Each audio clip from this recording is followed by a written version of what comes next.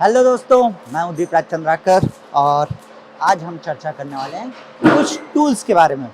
ये एक टूल है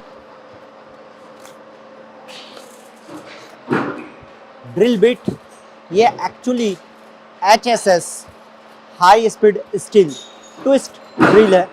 27 mm का ड्रिल बिट है। आप देख पा रहे हैं इसका साइज है ना, आपको समझ में आना चाहिए।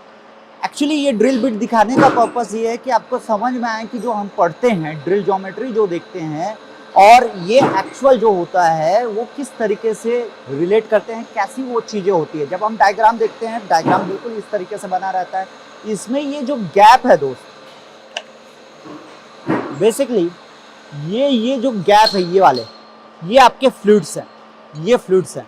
सो इसके थ्रू क्या होता है कि आपका जो चिप है वो यहाँ पे हेलिकली बाहर निकलता है। इस तरीके से कर्ल होके जो चिप है इसके थ्रू आपका बाहर निकलेगा होल से।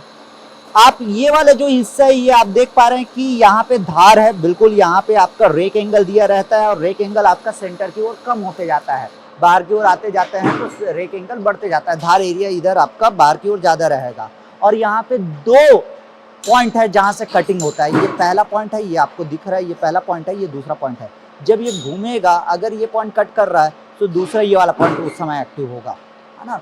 ये इस तरीके से अगर घूम रहा है, मैं कह रहा हूँ कि ये पहला पॉइंट आपका कट करेगा तो दूसरे साइड ये वाला पॉइंट कट करेगा।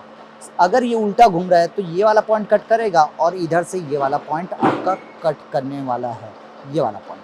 अगर ये एक्टिव रहेगा तो इस समय ये वाला पॉइंट होगा।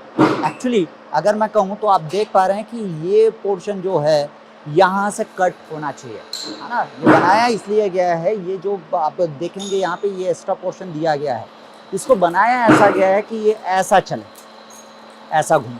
सो ये घूमेगा तो इस पोर्शन से कट करेगा ये, और आपका ये पोर्शन से कट किया तो दूसरा पोर्शन ये वाला पोर्शन से कट करेगा। सो इधर भी आपको सेम मिलेगा। सो यहाँ से कट हुआ और इधर यहाँ से कट हुआ। 2 पॉइंट, एक पॉइंट हो गया ये और ये दूसरा पॉइंट हो गया।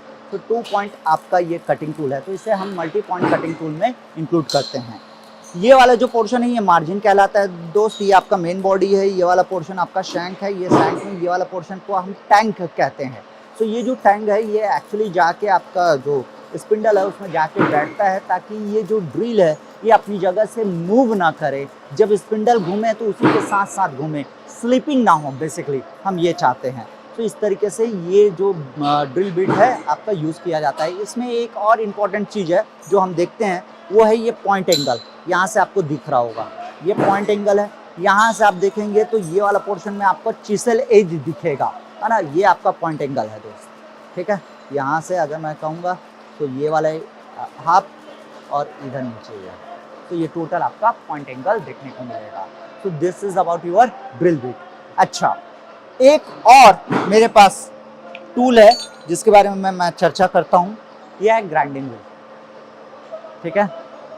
ये ग्राइंडिंग व्हील का स्पेसिफिकेशन अगर मैं कहूँ तो A24RBF इस तरीके से आपका दे रखा है। इसमें साइज भी दे रखा है कि 100 इसका डाया है, 6 mm इसका ये वाला विड्थ है और ये वाला जो होल है ये 16 mm है, स्टैंडर्ड साइज है।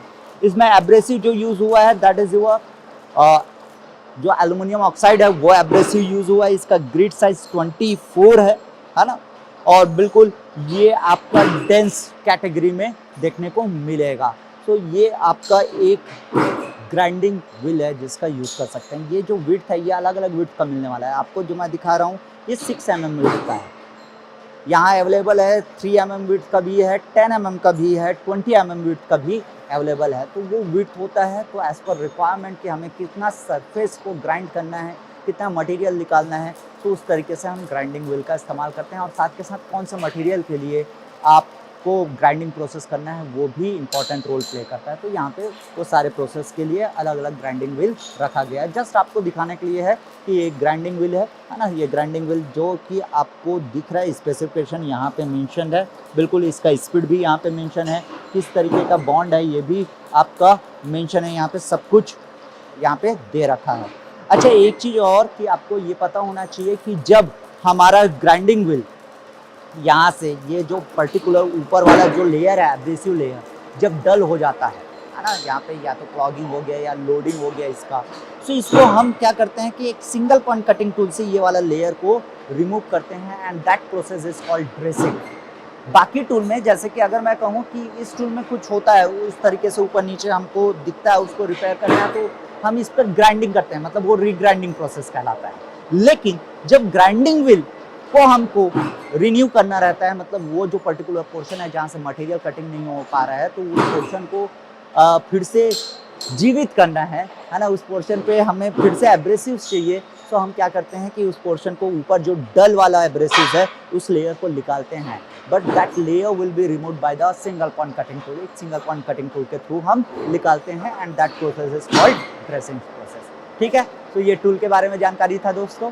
ऐसे और भी वीडियोस बिल्कुल मैं लेकर आते रहूँगा। होपफुली आपको अच्छा लग रहा होगा तो बिल्कुल आप लाइक ठोकिए, शेयर कीजिए और कमेंट कीजिए। थैंक यू सो मच, अभी के लिए इतना ही।